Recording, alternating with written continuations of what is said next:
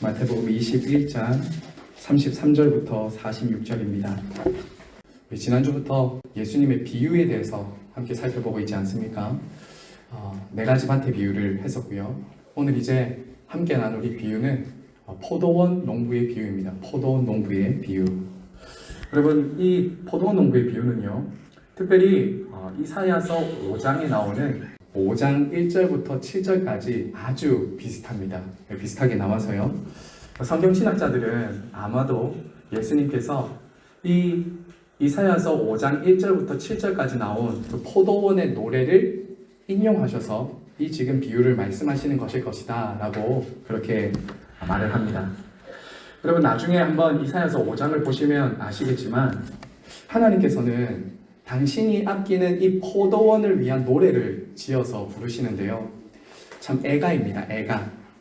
어떤 비유냐면 여러분들도 아시겠지만 주님께서는 포도원을 만들고 그곳에 극상품의 포도를 심었습니다. 그런데 거기에 이제 들포도가 맺히는 거예요. 기대했던 열매와 너무나도 다른 열매가 맺히는 거죠. 그러자 이제 주님께서 그 들포도를 맺은 이스라엘을 보시면서 탄식하는 노래가 바로 이사야서 5장에 나오는 그 포도원의 노래입니다.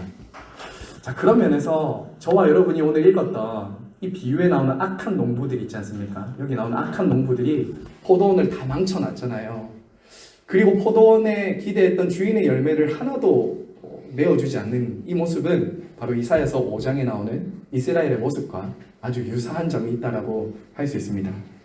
자, 여러분, 오늘 우리가 먼저 이 비유를 볼 때요, 이 포도원의 주인이 이 포도원을 얼마나 사랑하고 아꼈는지를 우리가 먼저 볼 수 있습니다. 자, 우리 한번 33절을 한번 보실까요? 포도원을 얼마나 이 농부가 아꼈는가. 자, 33절에 보면 주인은 이 포도원을 만듭니다. 그렇죠. 포도원을 주인이 만들었습니다. 그리고 거기에 울타리를 치죠.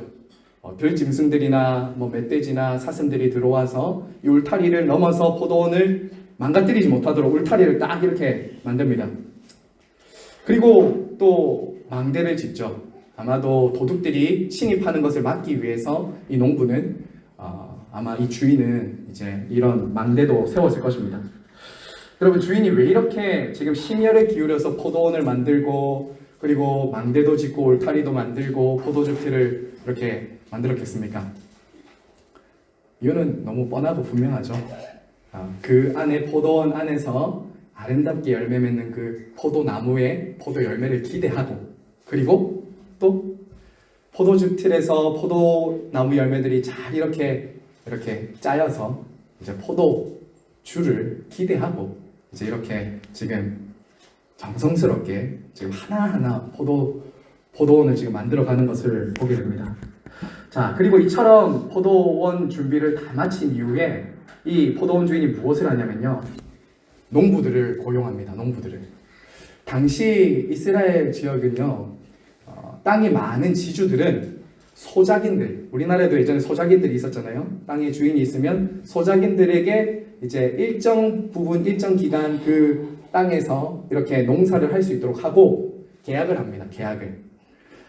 내가 기한이 되면 일정한 수확량을 나에게 주고 당신이 그 수확된 그 나머지 것들은 가지고 가라 라고 하면서 이렇게 계약을 하는 겁니다. 그래서 이제 농부와 이 주인 간에 이런 계약이 이루어지는 거죠. 소작인들 간에.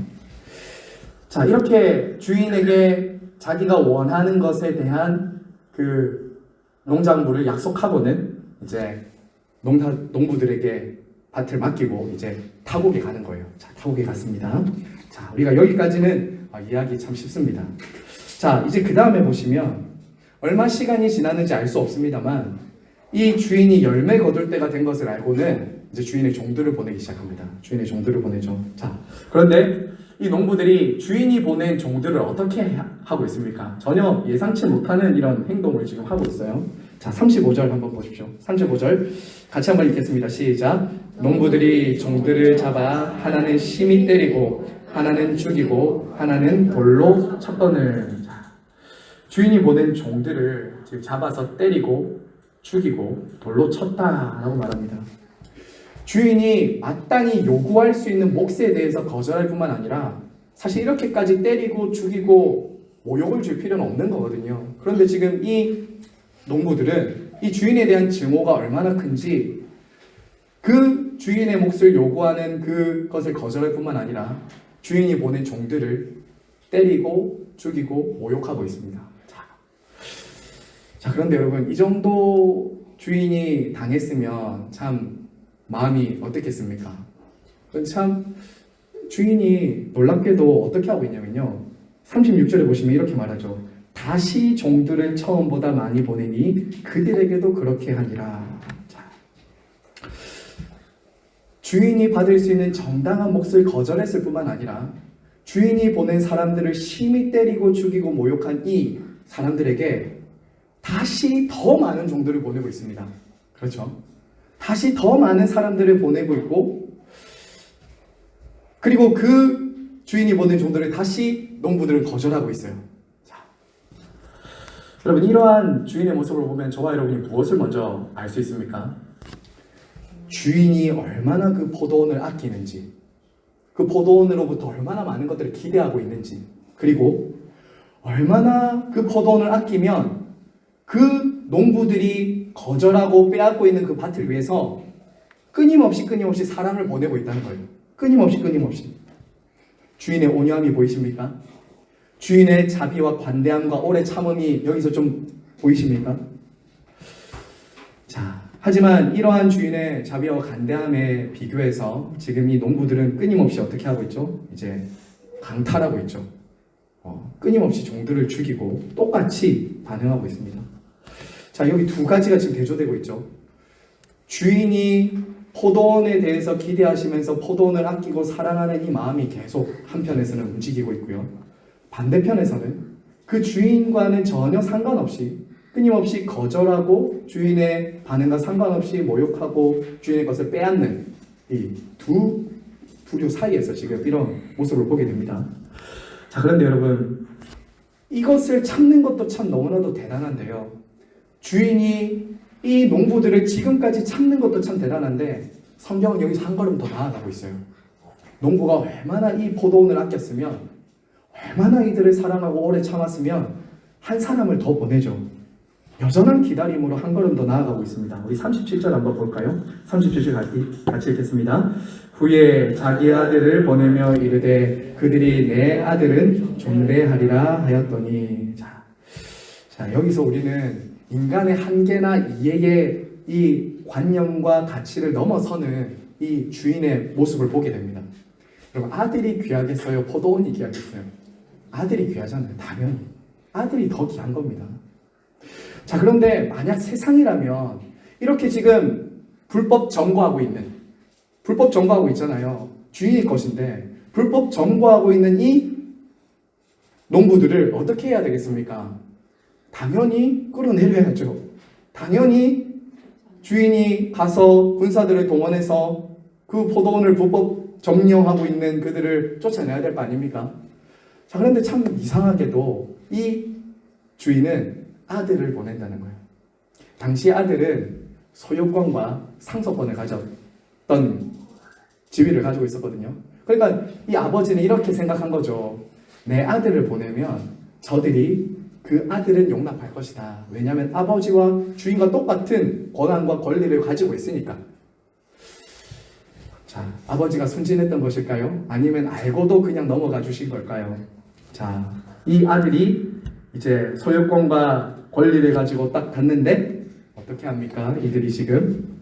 자, 우리 38절 한번 39절 같이 한번 더 읽겠습니다. 시작. 농부들이 그 아들을 보고 서로 말하되 이는 상속자이니 자 죽이고 그의 유산을 차지하자 하고 이에 잡아 포도원 밖에 내쫓아 죽였느니라. 자, 여러분, 아들을 만약에 거부한다면 이제 이들에게는 소망이 없는 거죠.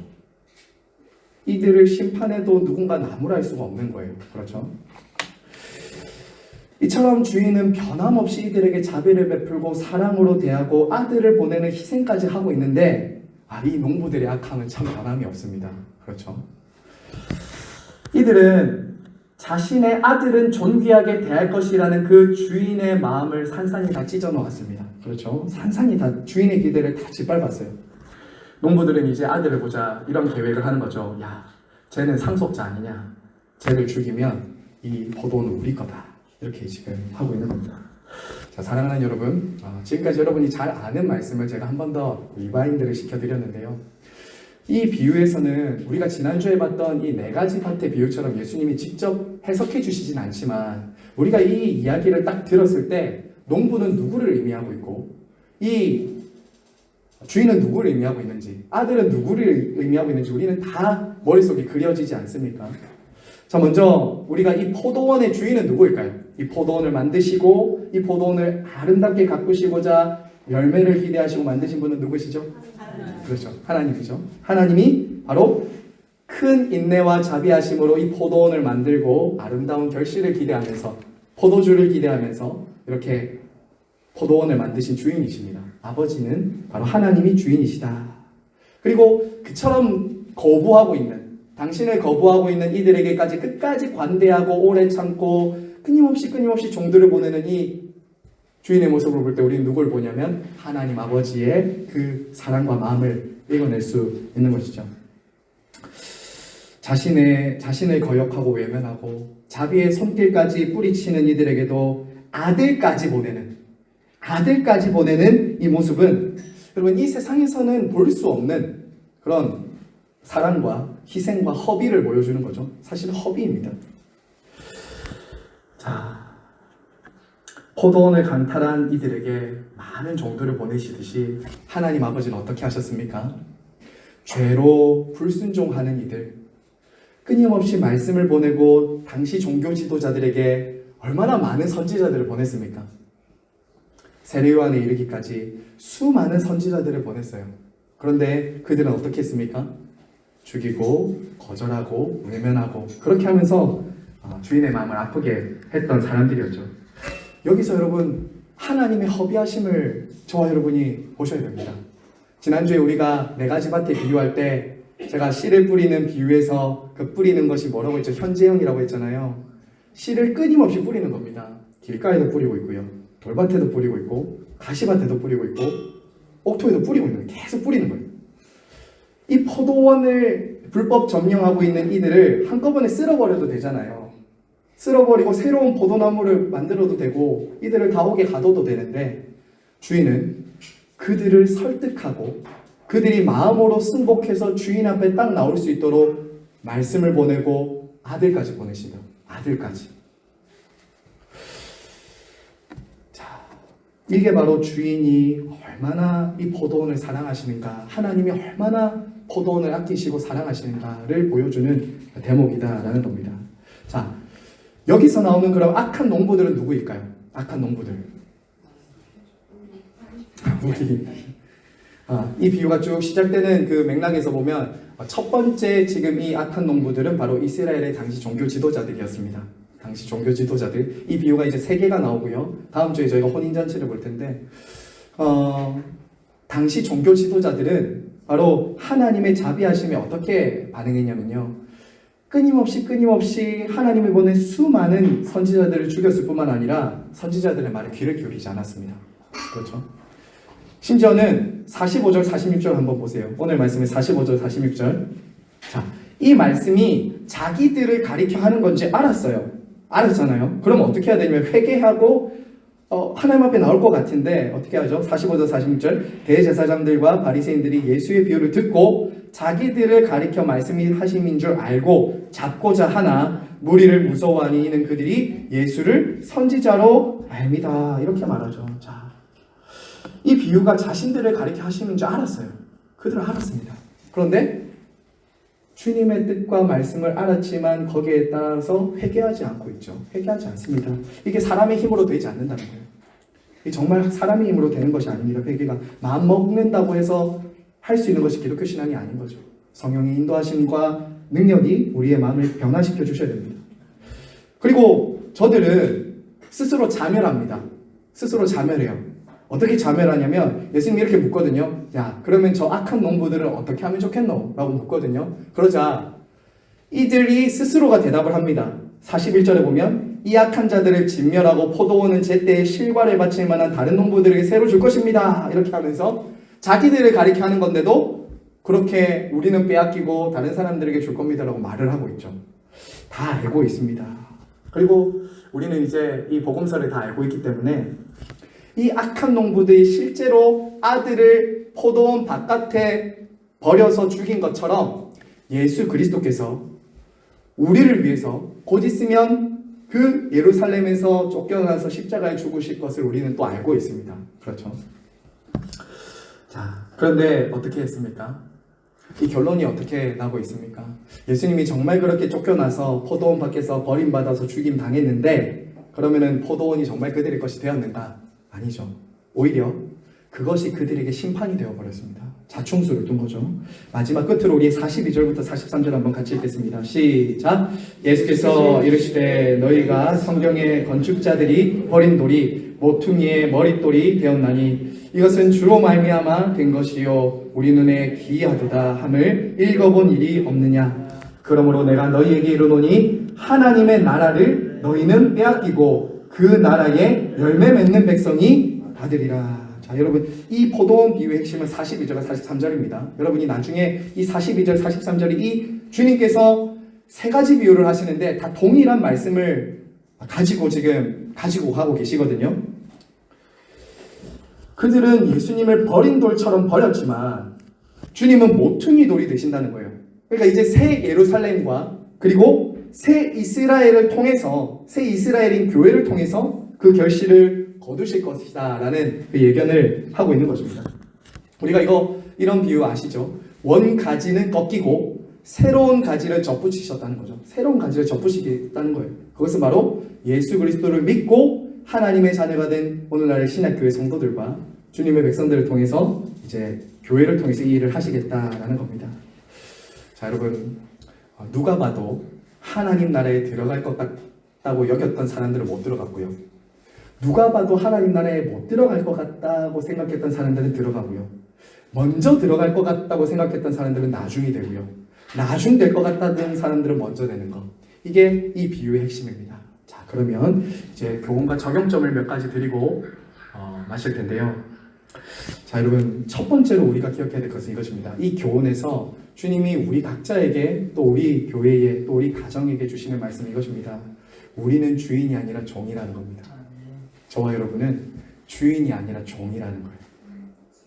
포도원의 주인은 따로 있습니다. 저와 여러분이 아니에요. 예수님을 믿기 전과 예수님을 믿은 이후에 달라지는 것이 있다면 여러분 무엇일까요? 주인이 바뀐다는 거죠. 주인이 바뀌는 거예요. 예수님을 믿기 이전에는 철저하게 내가 주인이죠. 내가 중심입니다. 내 생각, 내 기분, 내 모든 것이 딱 중심에 들어와 있습니다. 그런데 예수님을 믿고 나서는 어떤 변화가 일어나냐면 나는 주인이 아니라 나의 주인은 따로 있습니다. 주님이 나의 주인이시며 나는 그분의 종입니다. 라는 이런 인생의 주어의 변화가 있다는 거죠. 중심의 이동이 있다는 거예요. 중심의 이동. 제 이름이 무슨 뜻인지 아시죠? 제가 지난번에 한번 말씀드린 것 같은데 하주 무슨? 네, 맞습니다. 하나님이 주인이다 라는 뜻입니다. 원래 제 이름이 뭐라고 했는지 기억나십니까? 저 말씀 안 드렸나요? 모르십니까? 21살 때까지는 제 이름이 배준걸이었습니다. 네. 탄생의 비밀. 21살 때까지는 제가 배준걸이었습니다. 그리고 21살 때 제가 예수님 만났거든요. 그때 대학생 시절에 회심하고 한 목사님이 이렇게 지어주셨어요. 너는 이제 네 삶의 주인이 너가 아니라 주님이 너의 주인이다. 하나님이 너의 주인이다 라고 하고 이제 실제로 계명을 했어요. 법원에 가서 배아주. 예수님을 믿고 나서 물론 제가 여전히 제 안에도 싸움이 있겠죠. 여전히 죽지 않은 자아와 주인 되고자 하는 마음이 있지만 방향은 달라졌다는 거예요. 분명하게 방향은 달라졌어요. 내가 주인이 아니라 나를 구원하시고 나를 살리신 그분이 내 삶의 주인이다라는 이 분명한 삶의 전환은 일어난 거죠. 여러분 이 포도원의 악한 농부들의 문제가 무엇이었습니까? 주인이 아닌데 주인 행세를 했다는 거예요. 주인이 아닙니다. 이들은. 그들을 부르신 분은 분명히 주인이시고 그 포도원을 만드신 분은 주님이셨어요. 그런데 이들의 문제는 뭐냐면 자기들이 주인이라고 생각했다는 거예요. 자기들이. 우리가 주인이야. 내가 주인이야. 사실 이것은 당시 바리새인들과 종교 지도자들의 문제만은 아닙니다. 모든 죄인들의 마음에는 뭐가 있습니까? 에덴 동산에서부터 타락한 인류의 모든 죄인들은 하나님이 주인이 아니라 내가 주인이라는 원죄가 있는 거죠. 내가 주인이야. 내가 중심이야. 내가 가장 중요해. 이런 게 있는 거죠. 여러분, 아담과 하와가 선악과 나무 열매를 따먹었던 결정적인 이유가 뭐였죠? 하나님처럼 되려고 했잖아요. 하나님처럼. 하나님 자리, 주인의 자리에 딱 올라가려고 한 거죠.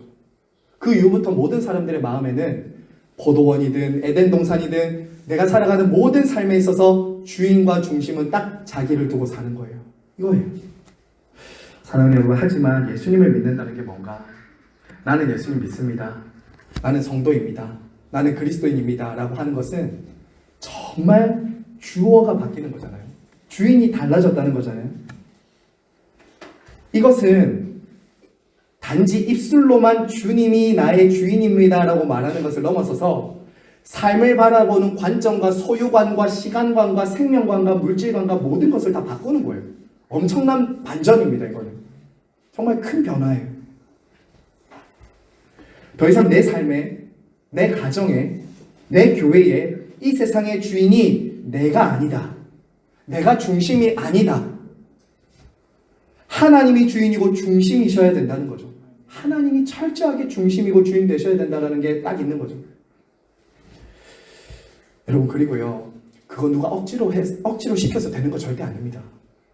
여러분, 예수님 믿는 것이 억지로 시켜서 되는 겁니까? 아니잖아요. 포도원의 주인이 얼마나 아끼고 사랑하시는가, 나를 얼마나 사랑하시고 아들까지 내어주셨는가라는 것을 알 때 저절로 기쁨으로 그분이 주인이 내 삶에 되는 거죠. 이게 복음이 만들어내는 기쁨이고 변화거든요.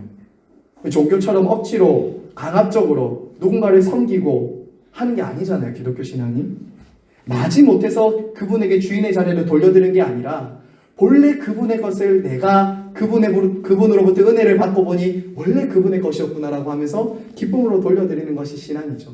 그게 신앙이죠. 기쁨이라는 거예요. 자, 여러분, 제가 다시 말씀드립니다. 오늘 이 비유의 첫 번째로 우리가 기억해야 될 것은 우리는 주인이 아니라 종이라는 거예요. 우리는 주인이 아니라 종입니다. 우리의 가정과 직장과 교회와 삶에 주어진 모든 것이 주인이신 그분이 나에게 맡겨주신 포도원이라는 거 잊지 말아야 됩니다. 포도원이에요. 청지기입니다. 청지기 아시죠? 맡겼다는 거예요. 처음부터 내게 아니라 그분이 맡겼다는 거예요. 그리고 그분은 맡기셨으니까 언제든지 소출을 기대하고 요구하실 수도 있는 분이세요. 언제든지.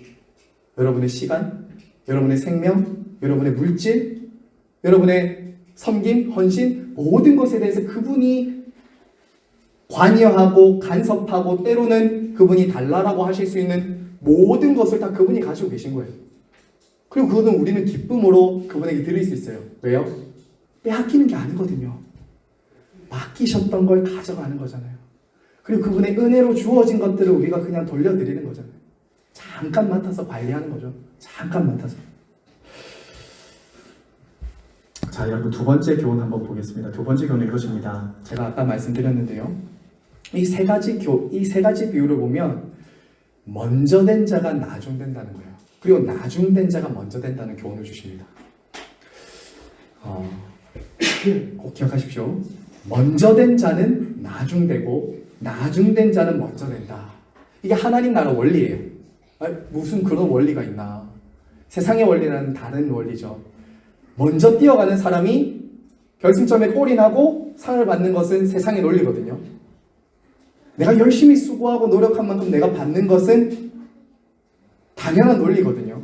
그런데 지금 성경에서 뭘 얘기하고 있냐면 먼저 된 자는 나중되고 나중된 자는 먼저 된다고 말합니다.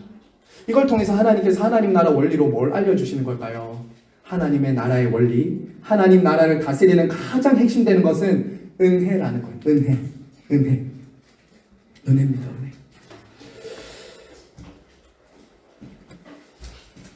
하나님 나라를 소유했다라고 생각하는 사람들은 빼앗겼고요. 하나님 나라에 들어가지 못할 것 같았던 사람들은 오히려 그 열매를 맺게 되고 포도원으로 들어오게 됩니다. 여러분, 여기서 우리가 바리새인들과 종교 지도자들의 문제가 무엇이었을까요? 지금 이 우리가 비유에서 나오는 약한 농부라고 하는 이 바리새인들과 종교 지도자들의 가장 큰 문제가 뭐였어요? 주인 노릇하는 거 이제 앞에 봤죠. 앞에 봤는데요. 이거예요. 우리에게는 자격이 있다는 거였어요. 자격이 있다. 이 포도원을 우리가 차지할 만한 자격이 있다는 거예요. 이만하면 됐다는 거예요. 이 정도로 내가 율법을 열심히 지켰으면, 이 정도로 내가 착하게 살았으면, 이 정도로 제사를 드리면 충분히 자격이 있다는 거였어요. 이 포도원을 가질 만한. 아들이 오든 선지자들이 말하든 그게 이 종교지도자들과 바리새인들의 문제였잖아요. 끊임없이 자기 의를 주장했던 거죠. 그러면서 예수 그리스도로부터 오는 하나님의 의까지도 거부할 만큼 이들은 높아져 있었던 거예요. 굉장히 높아져 있었던 거예요. 사랑하는 여러분, 우리는 그렇게 하시면 안 됩니다. 저와 여러분은 정말 그런 마음을 가지시면 안 됩니다. 오늘 이 비유를 통해서 우리가 알 수 있는 마음은 딱 이겁니다. 저와 여러분이 가져야 될 마음은 먼저 된 자의 심정이 아니라 나중된 자의 심정을 가지셔야 돼요. 저와 여러분에게 주님이 기대하시는 마음은 나중된 자의 마음이에요. 나중된 자의 마음. 여러분, 이 마음이 어떤 마음인지 아십니까? 다음에 저희가 이 비유를 보겠지만 주님께서 종들을 부르시잖아요. 부르고 하루는 시장에 가잖아요. 시장에 가서 한 데나리온을 가지고 한 농부를 부르고 또 한 농부를 부르고 나중에 오후 5시에 온 그 농부에게도 한 데나리온을 가지고 또 일하자고 하잖아요. 똑같이 다 한 데나리온씩 약속하고 하루 종일 일했다고요. 근데 이 마지막에 온 사람은 1시간밖에 일 안 했다고요. 근데 하루 종일 일한 사람과 똑같이 받았다고요. 이게 하나님 나라의 원리라고. 이게 나중된 자의 마음이에요. 사랑하는 여러분, 저와 여러분이 먼저 부름을 받고요. 또 교회 생활을 오래 하고 우리에게 하나님이 직분을 주신 것 귀하고 소중한 일입니다. 하나님의 은혜예요, 그건. 하지만 그 은혜를 잊어버리고 그것이 기득권이 돼버리면 포도원의 주인을 잊어버리기 쉽습니다. 포도원의 주인을 잊어버리고 포도원의 주인의 마음에 아프게 하는 일을 우리가 할 수 있다는 거예요.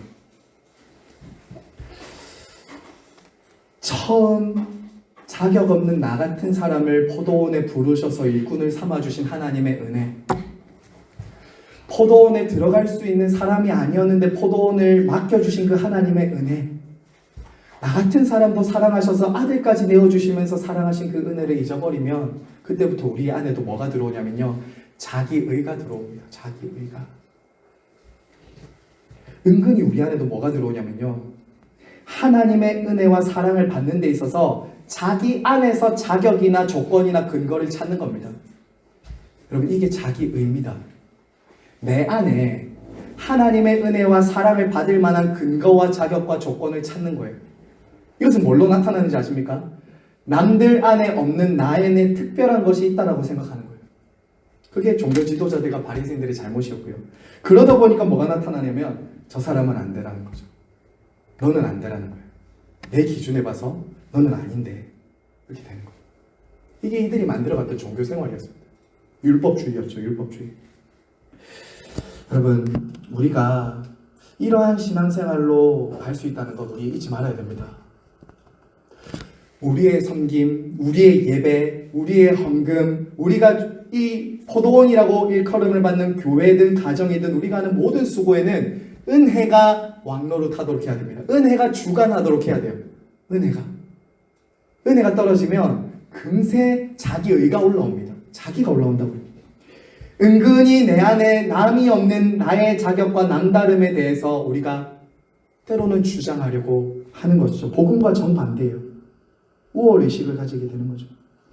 여러분, 하나님의 은혜는 어떻게 만듭니까? 우리를 한없이 겸손하게 만들죠. 제가 몇 주 동안 여기서 그 말씀 참 많이 드렸던 것 같은데요. 자기에 대해서는 아무 말할 것이 없게 만든다고요. 사도 바울 같은 사람 보세요. 우리가 사도 바울보다 뭐 나은 사람이 있겠습니까? 그는 그렇게 수고하고도 내가 나된 것은 하나님의 은혜다, 이렇게 말을 하지 않습니까? 그 마음이 있어요, 여러분. 교회를 섬기고 헌신하고 순종하는 데로 기쁨이 있습니다. 그런데 거기에 자기를 드러내지 않을 수 있습니다. 여러분, 마지막 세 번째입니다. 자, 마지막 세 번째 교훈은 이것입니다. 주님은 지금도 오래 참고 기다리신다는 거예요. 지금도 오래 참고 기다리신다. 오늘 이 비유가 소망이 되는 건 그거예요. 포도원 주인처럼 하나님 아버지도 끊임없이 우리에게 말씀을 보내시고 우리에게 열매를 기대하시면서 말씀과 아들을 보내고 계신다는 거예요. 은혜를 주신다는 거예요. 은혜를 주신다는 거예요. 하지만 이 포도원의 악한 종들은 어떻게 했죠? 그 주인의 호의와 오래 참음과 기다림을 어떻게 했습니까? 거절했죠. 받아들이지 않으므로 주인의 호의와 사랑을 거부하는 일을 했습니다. 그러자 진짜 그 말씀대로 어떻게 됐어요? 그 원가지는 부러뜨리시고 새로운 가진 새 이스라엘과 새로운 교회를 딱 붙이시면서 열매를 맺게 했던 것이죠.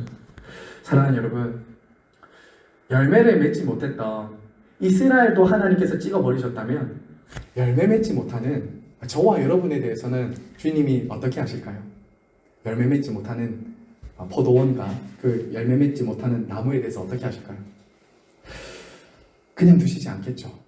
그냥 두시지 않겠죠. 자, 그러면 우리 어떻게 하면 열매 맺을 수 있을까? 제가 오늘 이 한마디만 말씀드리고 기도할 텐데요. 어떻게 하면 우리가 주인이 기뻐하시는 포도 열매를 맺어드리고 그 포도원을 주님이 기뻐하시는 대로 가꿀 수 있을까? 그것은 이것입니다. 우리 안에는 소망이 없다는 거예요.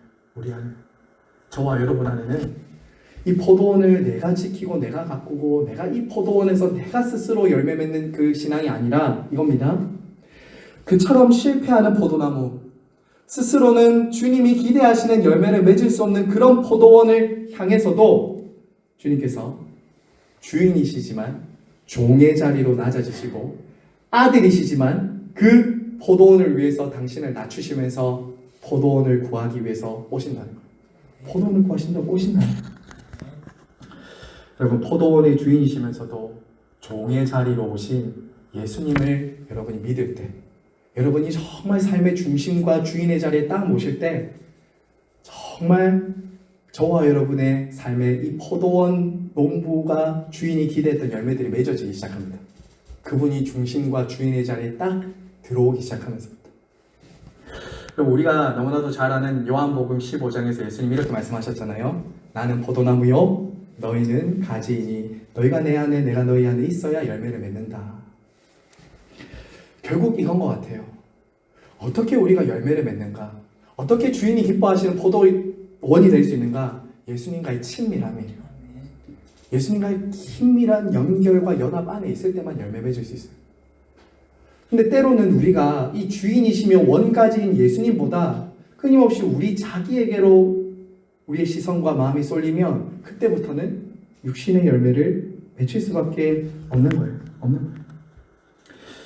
우리는 은혜를 구해야 됩니다. 예수님을 떠나서는 아무 열매를 맺을 수 없다는 것을 시간마다 분초마다 어디서나 그걸 기억하면서 주님에게 딱 붙어 있으려고 해야 돼요. 주인에게 딱 붙어 있으려고 해야 돼요. 그분을 전심으로 의지하고 그분에게 순종하겠다고 여러분 기도하면서 나아가야 하는 것이죠. 성도 여러분, 말씀을 맺겠습니다. 여러분, 하나님은요 지금도 저와 여러분에게 열매를 기대하십니다. 포도원의 주인이신 주님은 열매를 기대하고 있습니다. 그 열매는 성령의 열매일 수 있고요, 영혼 구원의 열매일 수 있고, 예수님을 닮아가는 열매일 수도 있고, 다양한 열매들을 기대하고 계십니다. 저와 여러분이 그처럼 포도원 주인이신 주인의 기쁨이 되려면, 즐거움이 되려면 정말 그 주님이 우리 포도원인 내 삶에, 우리 포도원인 내 가게에, 우리 포도원인 우리 가정에 정말 주인의 중심의 자리에 딱 오셔서 그분이 나의 기쁨이고 나의 행복이고 나의 즐거움이 될 때까지 그분과 친밀하게 우리가 거해야 합니다. 그리고 지금도 이 우리 개인과 교회와 가정을 사랑하셔서 울타리를 치고 계시고 여러 가지로 이 포도원을 돌보시는 주님의 손길을 날마다 느끼셔야 됩니다. 날마다 누리셔야 됩니다. 주님이 이것도 돌보시고 계셨네. 주님이 이것도 하나님께서 이렇게 책임지고 계셨네. 그런데 나는 어떻게 하고 있나? 우리 그것을 돌아보면서 우리 하나님 앞에 은혜를 구하면서 하나님 제게 주신 그 은혜에 합당한 열매를 맺을 수 있도록 주님 때로는 가지도 쳐주시고 때로는 벌레도 잡아주시고 때로는 정말 주님이 원하시는 그 삶의 자리로 나아가도록 저를 인도해 주시옵소서. 그래서 정말 주인이 기뻐하시고 기대하시는 열매 맺는 삶 되도록 우리 그렇게 함께 기도하면서 나아가야 되겠습니다. 이 시간 함께 우리 찬양하고 기도하겠습니다.